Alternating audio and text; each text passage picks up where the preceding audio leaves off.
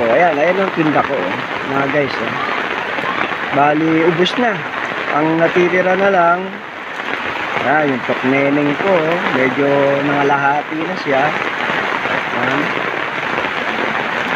Yan ang aking pinagkakaabalahan ngayon. Yan ang mga price list ko. Mura lang yan.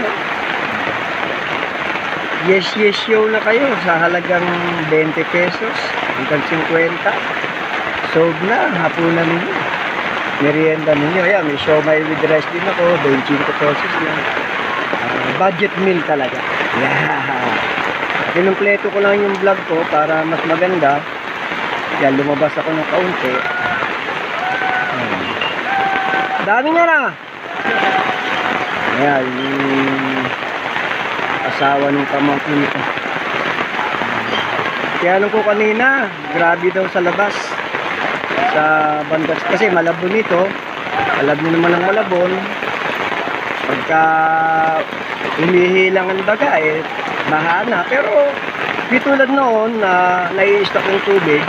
Pero ngayon, humuhupa naman agad. Kasi nga, may mega dike na kami. Ako rin yung nag-cover ng mega dike na in-upload ko sa YouTube channel ko. Okay naman. Okay, mas okay na ngayon. Bumahaman siya. Ano yan, buhupa agad siya.